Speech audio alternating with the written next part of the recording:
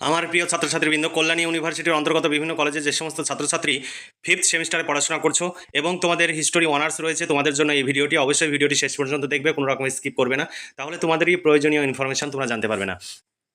এর আগের ভিডিওতে সিসি 11 পেপারের সিলেবাস আপলোড করেছে আজকে, এবং সাজেশন আপলোড করেছি। আজকে সিসি 12 পেপারের সাজেশন আপলোড করতে চলেছি। তোমরা অবশ্যই এই সাজেশনের ভিডিওটি শেষ পর্যন্ত দেখবে। দেখো, Kalyani university fifth semester history honours CC 12 paper, আধুনিক ভারতের ইতিহাস নবজাগরণ থেকে স্বাধীনতা পর্ব পর্যন্ত।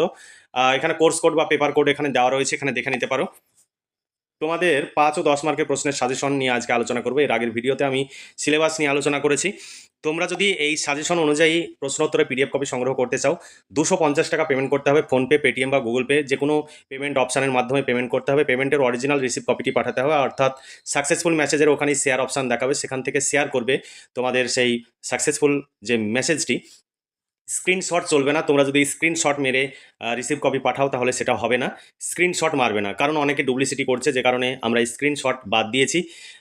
তাই তোমরা দেরি না করে আজই নিচে দেওয়া হোয়াটসঅ্যাপ নাম্বারে যোগাযোগ করো। এই নাম্বারটি ফোনপে, পেটিএম, গুগল নাম্বার। আমাদের আলাদা কোনো নাম্বার নেই, আমাদের কোনো হোয়াটসঅ্যাপ গ্রুপ নেই যে গ্রুপ থেকে তোমাকে নোটস নেওয়ার কথা বলা হয়। অনেক গ্রুপ খুলে তারা আমাদের নোটস নিয়ে দ্বিগুণ তিনগুণ দামে বিক্রি করছে। যদি কেউ এইরকম দ্বিগুণ তিনগুণ দামে বিক্রি করে, অবশ্যই সেই নাম্বারটি লিখে আমাদের কাছে পাঠাবে। আর যারা ব্ল্যাকে আমাদের নোটস বিক্রি করছে তাদের নাম্বারটিও লিখে আমাদের কাছে পাঠাবে। আর সরাসরি আমাদের কাছ থেকে নোটস সংগ্রহ করবে, কারণ আমরা এখানে প্রচুর পয়সা খরচ করে এবং পরিশ্রম করে এই নোটস তৈরি করছি, কিন্তু সত্যি কথা বলতে আমরা খরচ তুলতে পারছি না।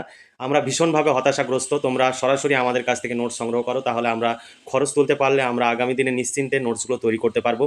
কারণ আমরা লাভ চাই না, কিন্তু আমাদের যে খরচ হচ্ছে, হিউজ খরচ। আমাদের সমস্ত সাবজেক্টের টিচার রয়েছে, টাইপিস্ট রয়েছে, তাদের নিয়মিত আমাদের বেতন পেমেন্ট করতে হয়। সেই বেতনের অর্থগুলো আমাদের উঠে আসলেই আমাদের কোনো প্রবলেম নেই। তাই তোমরা সরাসরি আমাদের এই হোয়াটসঅ্যাপ নাম্বার থেকেই তোমরা নোট সংগ্রহ করবে, এবং আমাদের আলাদা কোনো নাম্বার নেই। আমরা কখনো কাউকে ফোন করি না, কাউকে মেসেজ করি না নোটসের জন্য। তোমার প্রয়োজনে তুমি যোগাযোগ করবে এবং পেমেন্ট করে নোটস সংগ্রহ করবে। এখানে কোনো রকমের 2 নম্বরই বা ফ্রডের কোনো বিষয় নয়। তুমি অরিজিনাল পেমেন্ট করবে, তুমি নোটস পেয়ে যাবে। কোনো কারণে যদি আমরা নোটস দিতে না পারি, তোমাদের টাকা ফেরত পাঠিয়ে দেওয়া হবে। তোমাদের কোনো ভয় নেই, একদম নিশ্চিন্তে তোমরা যোগাযোগ করতে পারো। কারণ অনলাইনে প্রচুর ফ্রড হয়, যে কারণে অনেক ছেলে মেয়ে ভয় করে আমাদের কাছে নোটস সংগ্রহ করতে চায় না। তোমাদের আমি অভয় দিচ্ছি, তোমরা সততার সঙ্গে নোট সংগ্রহ করবে, কোনো ভয়ের কারণ নেই, বিশেষ করে আমার এখানে। এবার চলো দেখে নিই 5 ও 10 মার্কের প্রশ্নের সাজেশন 2024-25। ইউনিট 1 থেকে দেখো 1 নম্বর প্রশ্ন, বাংলার নবজাগরণের প্রকৃতি সংক্ষেপে আলোচনা করো।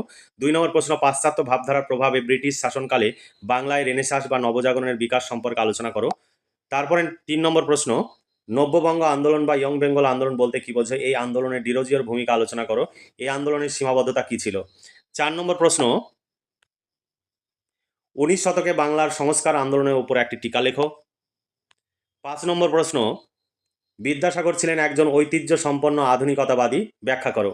এরপরে ইউনিট 2 থেকে প্রশ্ন, 6 নম্বর প্রশ্ন, ঔপনিবেশিক আমলে ভারতের রেলপথ বিস্তার বা সম্প্রসারণ সম্পর্কে আলোচনা করো। 7 নম্বর প্রশ্ন, রেলপথের বিস্তার ভারতীয় জনজীবনে কি প্রভাব ফেলেছিল? 8 নম্বর প্রশ্ন, স্বাধীনতার সংগ্রামে ভারতীয় পুঁজিবাদী শ্রেণীর অবদান আলোচনা করো। তারপরে 9 নম্বর প্রশ্ন, ব্রিটিশ আমলে বা ঔপনিবেশিক আমলে ইউরোপীয় ও ভারতীয় মালিকানায় বা পুঁজিপতিদের উদ্যোগে শিল্পের উদ্ভব ও বিকাশ সম্পর্কে আলোচনা করো। তারপর 10 নম্বর প্রশ্ন, ঔপনিবেশিক ভারতে শিল্পায়নের সামাজিক প্রভাব সম্পর্কে আলোচনা করো। ঔপনিবেশিক ভারতে শ্রমিক শ্রেণীর উদ্ভব সম্পর্কে আলোচনা করো। তারপরে ইউনিট 3 থেকে প্রশ্ন, তোমরা এই সমস্ত প্রশ্নের উত্তর পেয়ে যাবে মাত্র 250 টাকায়। শর্ট প্রশ্ন এবং বড় প্রশ্ন উত্তর সহ কমপ্লিট পেয়ে যাবে। আর তোমাদের অনার্সের 4টি পেপার রয়েছে ফিফথ সেমিস্টারে। 4টি পেপারের জন্য 1000 টাকা পেমেন্ট করতে হবে। আমরা এই বছর আর ছাড় দিতে পারছি না। এর আগে আমরা 100 টাকা করে ছাড় দিতাম 4টি পেপার একসঙ্গে নিলে। এই বছর থেকে আমরা সেই ছাড়টি দিতে পারছি না, কারণ আমাদের খরচ বেড়েছে। টিচারদের বেতন, টাইপিস্টদের বেতন বেড়েছে, যে কারণে আমাদের পিডিএফ এর খরচও বেড়ে গেছে। আমরা তোমাদের যে প্রাইস, সেই প্রাইসটা আমরা বাড়াচ্ছি না, কিন্তু আমরা যে ছাড়টা দিতাম সেই ছাড়টি আর দিতে পারছি না। তোমরা কেউ রিকোয়েস্ট করবে না, আমাদের পক্ষে সম্ভব হচ্ছে না, আমরা খরচ তুলতে পারছি না। তোমরা সহযোগিতা করো, তোমাদের সহযোগিতা ছাড়া সম্ভব নয়। কারণ এই সমস্ত নোট সংগ্রহের জন্য তোমরা বিভিন্ন জায়গায় ছোটাছুটি করো এবং প্রচুর অর্থ ব্যয় করো। 6,000-7,000 টাকায় একটা সেমিস্টারে তোমাদের খরচ হয়। কেউ যদি 30 কিলোমিটার বা 40 কিলোমিটার দূরে যদি তোমরা যাও, তাহলে যাতায়াত খরচ বাবদ তোমাদের কত খরচ হয় তোমরাই নিজেরা হিসাব করবে। তোমাদের যাতায়াতে 1 মাসে যা খরচ হয়, সেই 1 মাসের যাতায়াতের খরচের টাকা দিয়ে তোমাদের পুরো 4টি পেপারের অনার্সের একসঙ্গে এখনই নোটগুলো গুছিয়ে পেয়ে যাবে এবং এখন থেকেই 4 মাস ধরে ঘরে বসে পড়ে পরীক্ষার জন্য প্রস্তুতি নিতে পারবে। আর তোমাদের যে সময় ব্যয় হয়, এক দিনে 4 ঘন্টা, 5 ঘন্টা, 6 ঘন্টা পর্যন্ত সময় তোমরা লস করো, সেই সময়টুকু যদি তোমরা শুধু পড়ো এখন থেকেই, সেই সময়ে পড়লে তোমরা 4টি পেপার একদম কমপ্লিট, একদম মুখস্থ করে ফেলবে, হুবহু সমস্ত কিছু ঠুটস্থ করে ফেলতে পারবে। তাই তোমরা সময়ের অপচয় এবং অর্থের অপচয় না করে আজই এই নিচে দেওয়া হোয়াটসঅ্যাপ নাম্বারে যোগাযোগ করো, প্রয়োজনে ফোনে কথা বলে নাও। তবে ফোন করার আগে অবশ্যই হোয়াটসঅ্যাপে মেসেজ করে অনুমতি চেয়ে তারপরে ফোন করবে, তাহলে আমি তোমাদের বলে দিতে পারবো কখন ফ্রি আছি আর কখন তোমাকে ফোন করতে হবে। তাহলে তোমরাও নিশ্চিন্তে থাকবে, আর আমাদের এখানে পেমেন্ট করলে তোমাদের কোনো ভয় নেই, তোমাদের টাকা মার যাবে না, তোমরা নোটস 100% পাবে। আর অরিজিনাল পেমেন্ট করবে, অরিজিনাল রিসিভ কপি পাঠাবে, সাকসেসফুল মেসেজের ওখানেই তোমাদের শেয়ার অপশান দেখাবে, সেখান থেকে শেয়ার করে রিসিভ কপিটি পাঠাবে। আর অন্য কোনো মোবাইল নাম্বার থেকে যদি পেমেন্ট করো, নিজের ফোনপে, পেটিএম নাম্বার যদি না থাকে, তাহলে সেই নাম্বারে সাকসেসফুল মেসেজটি তুমি তোমার মোবাইল থেকে পরিষ্কার করে ছবি তুলে পাঠাবে, সঙ্গে সঙ্গে 5 থেকে 10 মিনিটের মধ্যে রিসিভ কপি পাঠাবে। কেউ কেউ 2 দিন, 4 দিন, 10 দিন অন্তর রিসিভ কপি পাঠাচ্ছে, সেই সব রিসিভ কপি গ্রহণযোগ্য হবে না, কারণ 5 থেকে 10 মিনিটের মধ্যে না পাঠালে, কারণ কেউ কখনো পেমেন্ট করলে আমরা অপেক্ষা করে থাকি রিসিভ কপির জন্য। রিসিভ কপি এলেই আমরা সঙ্গে সঙ্গে পিডিএফ কপি দিয়ে দিই। এমন হয় না যে পেমেন্ট হয়েছে রিসিভ কপি আসেনি, এমন ঘটনা ঘটেনি। যেগুলো ঘটে সেগুলো আমরা নথিবদ্ধ করে রাখি, টুকে রাখি যে এই পেমেন্টটা এসেছে, রিসিভ কপি আসেনি। পরবর্তীতে কখনো কখনো হয়তো তাদের কোনো বিপদ ঘটে, যে কারণে তারা রিসিভ কপিটা পাঠাতে পারে না, সেক্ষেত্রে আমরা সেই পিডিএফ কপিগুলো দিই। কিন্তু তোমরা চেষ্টা করবে 5 থেকে 10 মিনিটের মধ্যে রিসিভ কপি পাঠানোর। এরপরে দেখো ইউনিট 3 থেকে প্রশ্ন। 11 নম্বর প্রশ্ন, ভারতের জাতীয়তাবাদের উন্মেষে পাশ্চাত্য শিক্ষার প্রভাব বা ভূমিকা আলোচনা করো। 12 নম্বর প্রশ্ন, কেমব্রিজ স্কুলের ঐতিহাসিকরা ভারতীয় জাতীয়তাবাদকে কিভাবে ব্যাখ্যা করেন। তারপরে 13 নম্বর প্রশ্ন, ঔপনিবেশিক ভারতের সংগ্রামশীল জাতীয়তাবাদের উদ্ভবকে তুমি কিভাবে ব্যাখ্যা করবে। 14 নম্বর প্রশ্ন, ভারতীয় রাজনীতিতে চরমপন্থার উদ্ভব ও বিকাশের অনুসন্ধান করো। 15 নম্বর প্রশ্ন, ভারতের জাতীয় কংগ্রেস প্রতিষ্ঠা কল্পে রক্ষা কবচ তত্ত্ব সম্পর্কে সংক্ষেপে আলোচনা করো। এরপরে এখানে তোমরা একটি করে প্রশ্ন দেখতে পাচ্ছ, কিন্তু পিডিএফ কপিতে একাধিক অথবা দেওয়া রয়েছে, 5টি 6টি করে পর্যন্ত অথবা দেওয়া রয়েছে। তোমরা যদি আমাদের কাছ থেকে পিডিএফ কপি সংগ্রহ করো, 100% তোমরা কমন পাবে। এবং এই পিডিএফ কপিতে আমাদের যেভাবে তৈরি করা আছে, একদম পুরো সিলেবাস কভার করা রয়েছে, এবং এই প্রশ্নগুলো পড়লে 100% কমন পাবে। বিগত দিনও ছেলেমেয়েরা 100%, 95% কমন পেয়েছে, এই বছরও তোমরা 100% কমন পাবে, একদম নিশ্চিন্ত থাকতে পারো। তাই দেরি না করে আজই নিচে দেওয়া হোয়াটসঅ্যাপ নাম্বারে যোগাযোগ করো এবং নোটসগুলো সংগ্রহ করে ঘরে বসে পড়াশোনা করো। তোমরা অর্থ এবং সময়ের সাশ্রয় করো। দেখো কখন এবং কেন মুসলিম লীগের উদ্ভব হয়।